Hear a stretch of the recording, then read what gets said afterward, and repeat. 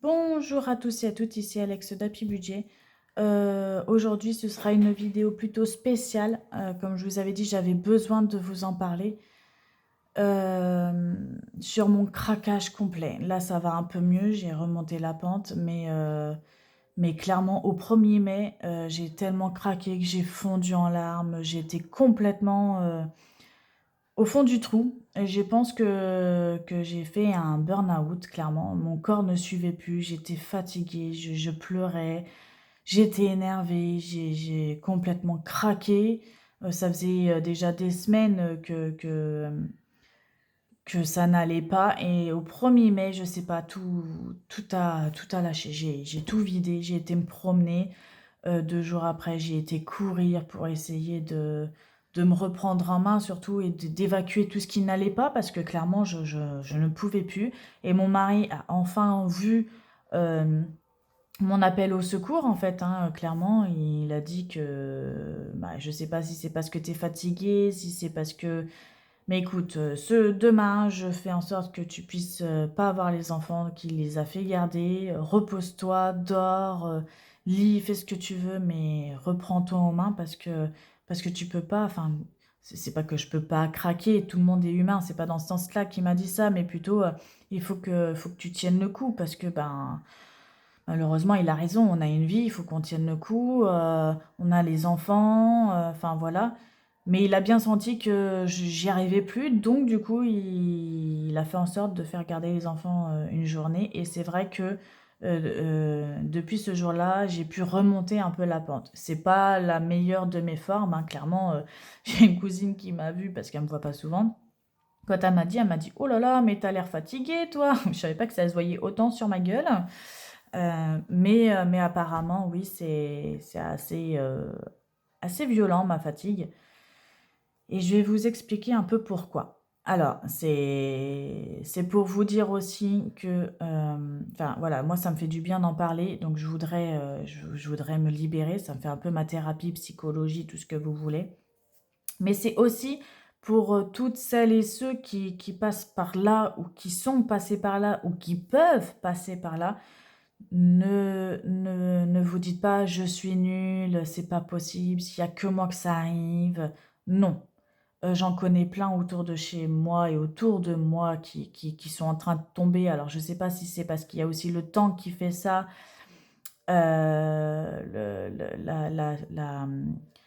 comment qu'on dit, le contexte actuel entre l'inflation, le travail où j'ai l'impression que ça ne va nulle part. Enfin voilà, je ne sais pas si c'est notre contexte ou le manque de soleil et de chaleur, ou je sais pas hein, vraiment, mais j'ai l'impression qu'en ce moment, il y en a beaucoup qui tombent.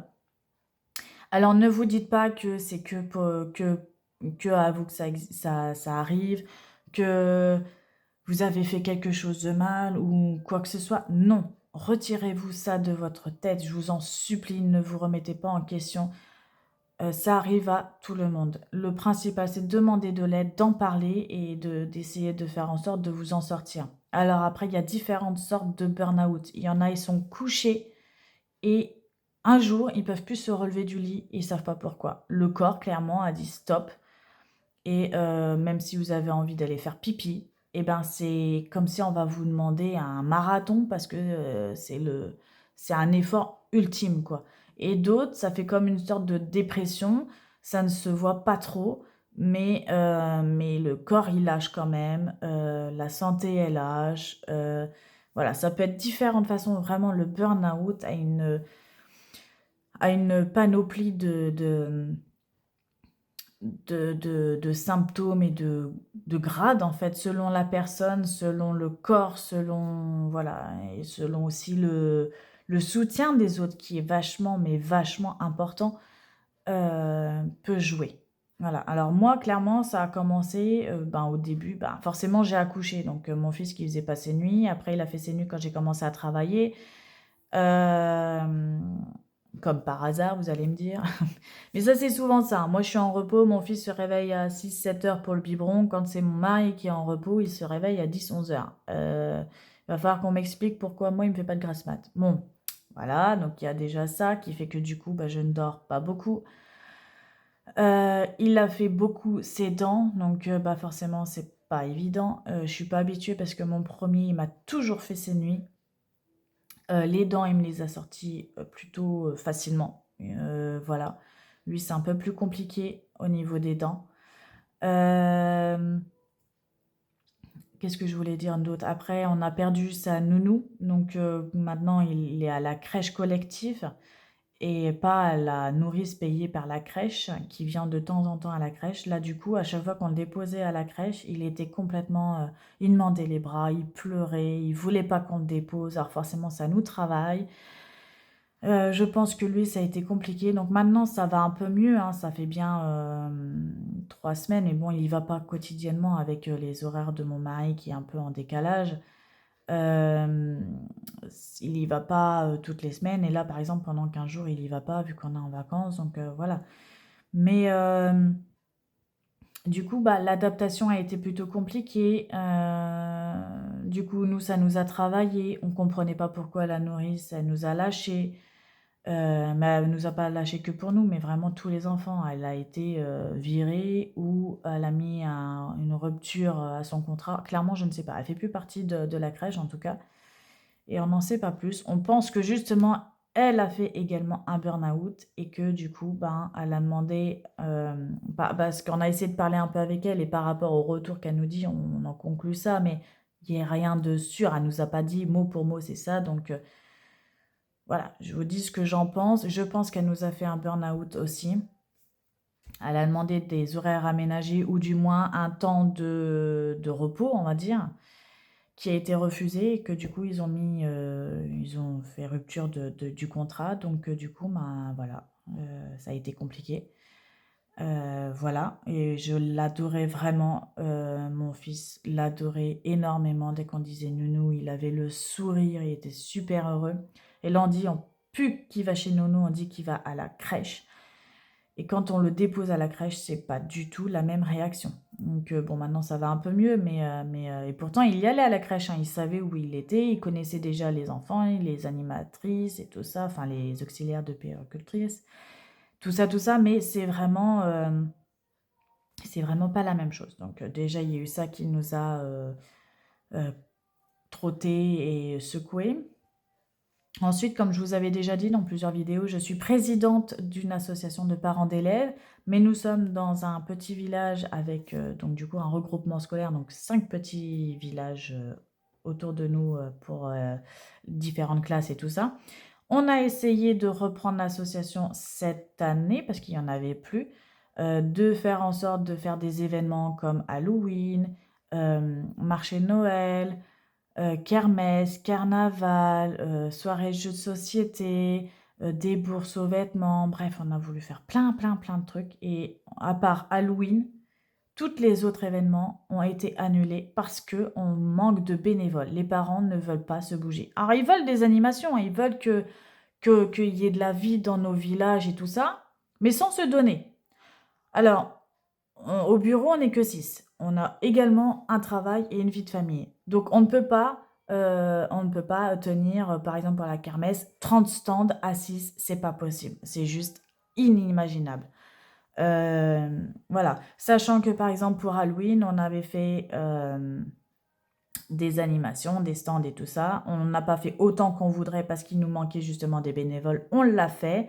On avait 4 ou 5 stands pour 25 enfants, donc ça faisait entre 4 et 5 enfants par stand, ce qui est plutôt raisonnable, hein. On nous a dit très peu de stands, trop d'attentes au stand, ça ne va pas du tout. Ok, on prend note, on fera mieux. Dans ce cas-là, il nous faut des bénévoles. Donc du coup, on a essayé de créer d'autres animations en leur disant qu'on a besoin de bénévoles, qu'on a besoin pour nos enfants, même si c'est pas toute la journée. On le comprend que vous voulez passer du temps avec vos enfants, mais nous aussi. Vous nous donnez chacun 1 heure de votre temps. Chacun peut passer du temps aussi avec les enfants. Les enfants, tous, tous les enfants du regroupement scolaire peuvent s'amuser. Et voilà, tout le monde est content. Ça ramène en même temps des fonds pour les écoles, parce qu'il ne faut pas l'oublier qu'à la base, on fait cette association pour récolter des fonds pour les écoles, pour faire des sorties scolaires, du matériel pour l'école, et tout ça, et tout ça. Il n'y a aucun bénévole, aucune volonté, les gens ne veulent pas bouger, mais par contre, ils sont prêts à critiquer. Donc du coup, nous, le bureau, on s'est mis tous en accord. On a une vie de famille, on a une vie professionnelle, on ne peut pas, se donner, comme ça, perdre du temps pour un rien. Voilà, donc on est fatigué, on a arrêté. On leur a annoncé qu'on va arrêter l'association, que ceux qui veulent reprendre, ils reprennent. Nous, on arrête et avec, au moins une personne, voire 2 personnes qui sont dans le bureau, on va refaire une autre association, mais pour le village, rien à voir avec les écoles. Pour ceux qui veulent faire des sorties et tout ça, on essaiera de faire quelque chose. On est en train de réfléchir et tout ça. Mais tout ça a fait que, bah, du coup, ça m'a pris du temps à demander aux enseignes des dons pour la kermesse. C'est de la paperasse, c'est du temps. Euh, c'est de l'énergie, c'est du temps que je ne passe pas avec ma famille. Tout ça pour un rien. Enfin, franchement, ça m'a fatiguée. Et que après, par derrière, on nous critique. Clairement, à un moment donné, je leur ai dit, mais au lieu de critiquer, viens nous aider à donner de ton temps. Viens faire un stand. Ah bah non, mais moi j'ai des enfants. Oui, c'est vrai, moi j'ai pas d'enfants. Autant pour moi, j'en ai pas. Donc voilà, tout ça fait que ça m'a un peu mis aussi un coup au moral avec tout le bureau. Donc voilà. Après, il y a ma reconversion professionnelle qui est plutôt compliquée. Euh, Parce que, je suis désolée, c'est un peu compliqué d'en parler de tout ça. Je suis un peu en train de craquer. J'ai ma santé qui se dégrade au fur et à mesure du temps. J'ai accouché de mon premier fils. J'ai eu des transpirations nocturnes qui ont été excessives, quoi. Euh, Ça a duré bien 2 ans. Et du jour au lendemain, ça s'est arrêté. Donc voilà, j'ai pas cherché plus loin, je me posais pas plus de questions à ce moment-là. Et là, quand j'ai accouché de mon deuxième, rebelote. Au bout de 10 jours après avoir accouché, j'ai transpiré et tout ça. Alors, on nous a dit que c'était descente d'hormones, donc j'ai laissé le temps. Après le temps de descente d'hormones, il y a eu la canicule. Bon, alors du coup, ils nous ont dit, bah attendez, parce que c'est peut-être juste la chaleur que vous supportez pas. Bon, ok, j'attends. La chaleur est passée. On arrive en hiver. Et il n'y a rien qui change. Transpiration nocturne, attention, hein, je vous explique. Mon pyjama est trempé, je suis obligée de le changer. Je mets une serviette sur mon matelas. Double serviette, hein, double serviette éponge sur mon matelas, qui est trempé. Du coup, dans la nuit, je retire pyjama, serviette, et je vire la couette pour dormir avec un plaid ou un duvet, ou ce qu'il y a en fait. Donc, je transpire tellement que ça me réveille, parce que du coup, j'ai froid, pour me changer, pour enlever tout ce qui est mouillé. Et pour après, comment dire, tout laver. Donc forcément, je suis en retard de linge. Et sans savoir ce qui se passe. Et bien sûr, c'est pas de la transpiration, juste de la transpiration. Elle est nauséabonde. Elle est dégueulasse, cette odeur. Pardon pour les gros mots, je suis désolée YouTube. Euh, vraiment, je pue. Donc voilà, alors que j'ai l'impression de faire un marathon ou d'être tombée dans une piscine pendant la nuit, quoi. Donc voilà. Donc du coup, j'ai fait plusieurs spécialistes. Le médecin m'a fait plusieurs examens sans comprendre ce qui se passait. Elle a fini par dire, va voir un endocrinologue parce que là, j'arrive à court d'idées. C'est plus du tout dans mes cordes. On va t'orienter vers un endocrino. J'ai été voir. L'endocrino m'a fait plusieurs tests également. Sans succès. Elle est complètement en train de sécher. Et donc, du coup, elle m'a dit, j'ai une collègue en médecine interne. Je vais parler de toi et je vais essayer de comprendre avec elle ce qui se passe. Et donc, du coup, elle lui a demandé de me prendre en contact, de me prendre en rendez-vous pour, comment dire, pour faire d'autres examens plus approfondis pour essayer de comprendre ce qui se passe. Donc ça y est, j'ai un rendez-vous début de juin avec la médecine interne pour essayer de comprendre ce qui se passe, en espérant qu'elle trouve quelque chose. L'endocrino m'a fait tous les examens possibles, j'ai éliminé toutes les maladies qui pouvaient être graves, tu n'en as pas, donc c'est déjà une bonne nouvelle. Mais on n'a toujours pas d'explication. Donc, du coup, elle va essayer de voir avec... Enfin, la médecine interne va essayer de voir, en faisant d'autres examens, peut-être passer une nuit là-bas. Bref, je ne sais pas, mais affaire à suivre. Donc, déjà, il y a ce premier truc. Ensuite, j'ai le syndrome de Raynaud. Je ne sais pas si vous connaissez, mais entre En fait, c'est une maladie où, on a les bouts de doigts blancs, mains et pieds. Tout blanc, le sang ne circule plus, tout engourdi, ça fait mal, mais blanc comme s'ils étaient morts, hein, vraiment. Et je suis déjà pas très bronzée de peau, comme vous voyez, je suis plutôt blanche, mais là, c'est vraiment blanc, blanc mort. Plus ça va, plus ça se dégrade. Donc, j'ai été voir également, alors le nom, je me rappelle plus, je me mélange tellement avec tous les spécialistes que j'ai vus. Mais en gros, un médecin avec les vaisseaux sanguins qui peut faire un Doppler, je crois que ça s'appelle, au niveau des doigts. Pareil, prise de sang, tout ça, rien de grave. Je suis pas à un stade assez avancé. Il m'a donné quand même un traitement chose que je n'avais pas jusque-là. Évidemment, je devrais arrêter avec la chaleur parce que c'est surtout beaucoup avec le froid que ça se déclenche, mais pas que, je vais vous expliquer. Là, on n'a pas des grosses chaleurs, donc forcément, je continue, hein, à mon grand désespoir. Donc voilà, mais c'est pas le traitement le plus adapté et qui m'aidera le plus. Et effectivement, je vois pas trop la différence. Parce que le traitement de base fait des chutes de tension. Moi qui n'ai pas une très haute tension de base, clairement, il m'a dit on va essayer de l'éviter. On va essayer avec le traitement que j'ai là. Et on verra, on fera un point avant l'hiver, donc en automne, pour voir entre le traitement, la maladie et tout ça. Donc affaire à suivre, je sais pas trop, mais je pense que du coup ce traitement n'est pas adapté. L'autre, bah, c'est pas qu'il n'est pas adapté, mais c'est que j'ai pas envie de faire des malaises tous les 4 matins. Donc je sais pas trop ce qui va en être, hein, on verra par la suite, mais du coup j'ai ça. Et cette maladie, il m'a dit tu travailles dans le froid? J'ai dit non. Mais par contre, il m'a dit je pense que tu ne travailles pas avec des marteaux-piqueurs, mais est-ce qu'il y a des choses qui te font vibrer dans les mains? Et j'ai dit oui. Dans mon métier, j'utilise des ponceuses.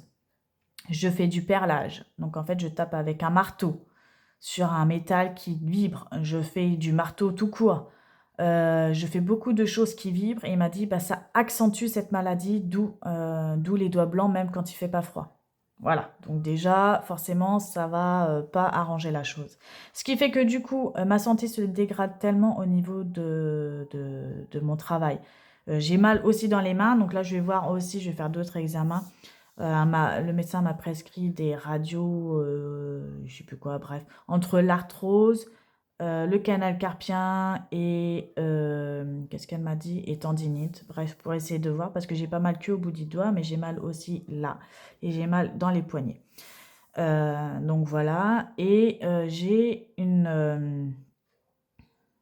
mal au dos, j'ai une hernie discale. Voilà. Tout ça mis bout à bout, en fait, bah, ma santé se dégrade. Donc je n'ai que 30 ans, mais j'ai l'impression que mes 30 ans, pouf, ça m'a achevé, hein, clairement, j'ai plus l'énergie d'avant, j'ai mal partout, j'ai une santé qui se dégrade. Clairement, du coup, mon moral, quand on apprend toutes les maladies bout à bout, de pourquoi j'ai ça et qu'en fait, je me rends compte qu'en fait, j'ai plein de mauvaises maladies, symptômes. Bon, c'est pas dramatique, hein, j'ai pas un cancer, hein, mais voilà, ce qui fait que du coup, il faut que je me reconvertisse. Déjà parce que c'est beaucoup trop loin au niveau de la route. Donc je changeais déjà à me rapprocher. Mais là, il faut complètement que je change de métier, hein. Voilà. Donc du coup, je suis en train, d'où le rendez-vous médecin avec, dans ma vidéo précédente au niveau du budget, où j'ai eu qu'un montant de 18 euros. C'est parce que j'ai monté un dossier MDPH pour essayer de me reconvertir par la suite avec Pôle emploi. Donc voilà, donc c'est en cours, on verra ce que ça donne. J'espère que ça va marcher, j'espère qu'ils vont me faire une formation de reconversion, que je puisse trouver un travail. Voilà, donc tout ça fait que mis bout à bout, ça me déprime parce que j'ai une santé qui se dégrade.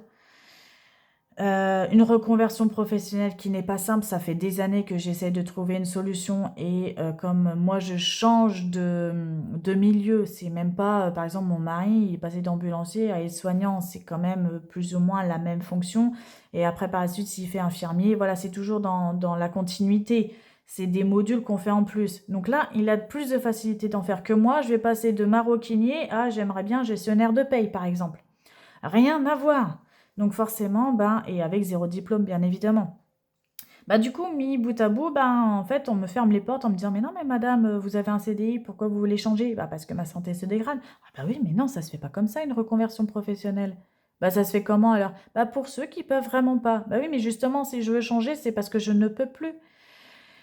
Mais en fait, tant que c'est pas déclaré, en fait, je n'ai aucun droit. Alors moi, là-bas, je ne voulais pas me déclarer en tant qu'handicapée parce que je me considère pas comme une handicapée. Je peux utiliser au quotidien encore plein de choses, même s'il y a des choses que je ne peux plus faire.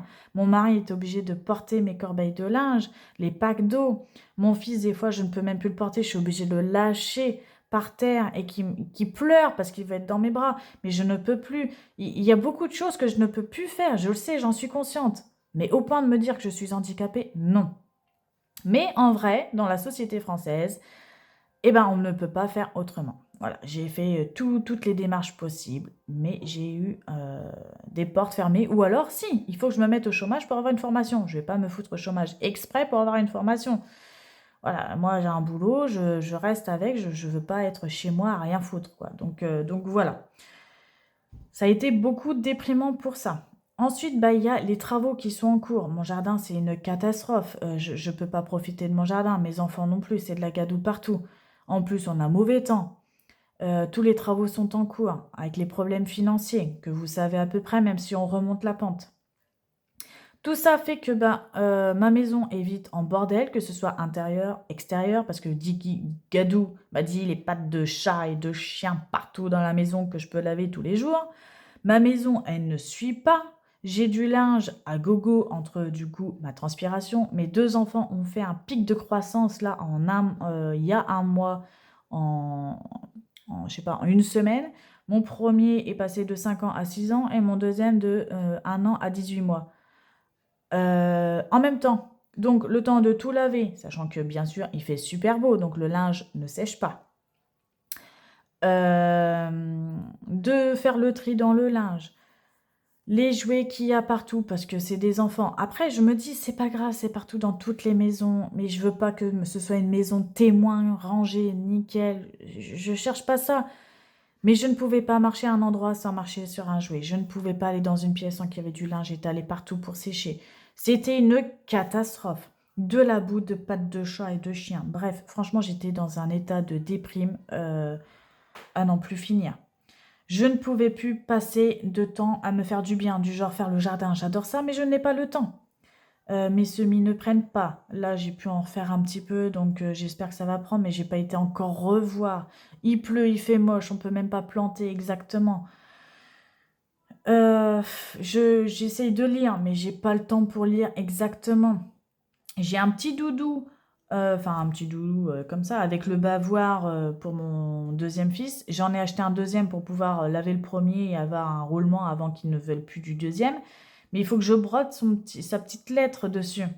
Je n'ai même pas le temps de faire ça. Ça me prend 10 minutes, mais je n'ai même pas le temps pour le faire.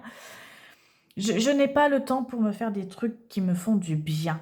Et ça commence à être compliqué. Je me suis pris en main pour courir, mais depuis, je n'ai pas recouru. J'aimerais retourner courir. Après, il y a l'anniversaire à préparer qui me demande énormément de temps.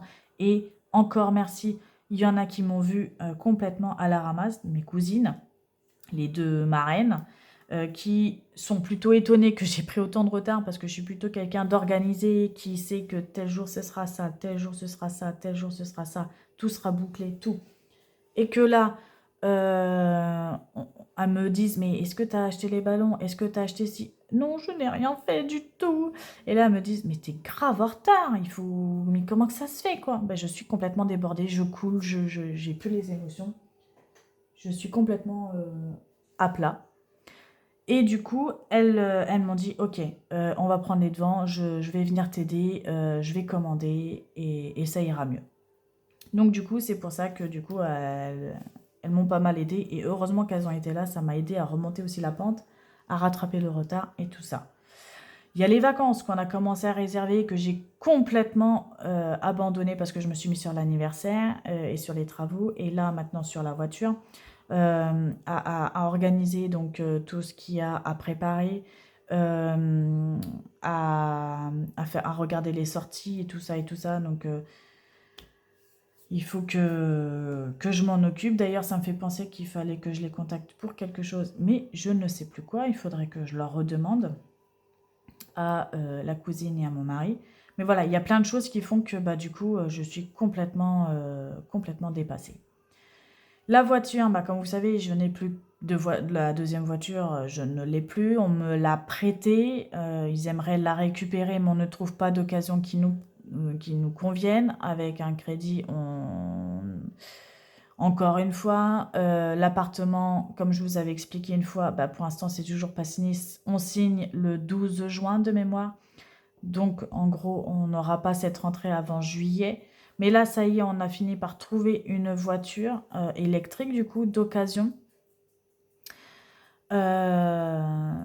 Mais avec le CE de mon mari, ils peuvent nous faire un prêt de 8 000 € avec 0 de taux d'intérêt. Donc, on a fait notre dossier qui m'a demandé un dossier comme ça, avec tous nos crédits, toutes nos factures, toutes nos rentrées d'argent, la CAF, les salaires, les factures d'eau, les assurances, tout, absolument tout. Un dossier en béton pour savoir si on pouvait avoir les 8 000 € ou moins, parce que des fois, ils peuvent vous dire oui, mais par contre, on vous donne que 3 000 par exemple. Bon, ce sera toujours ça, hein, mais qu'on rembourse du coup tous les mois chez eux avec 0 intérêt. Je me dis que ce sera déjà plus avantageux qu'à la banque. Et on verra pour faire un complément à la banque du reste s'ils ne nous donnent pas les 8 000 € par exemple. Donc voilà.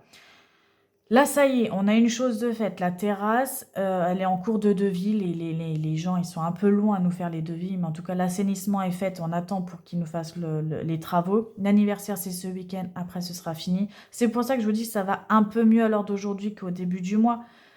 Mais du coup, parce que ça avance un peu, là, je suis en train de faire mon dossier MDPH. Il faut absolument que je le clôture. Là, aujourd'hui, si j'ai un moment, il faut absolument que je le fasse pour qu'il parte en commission.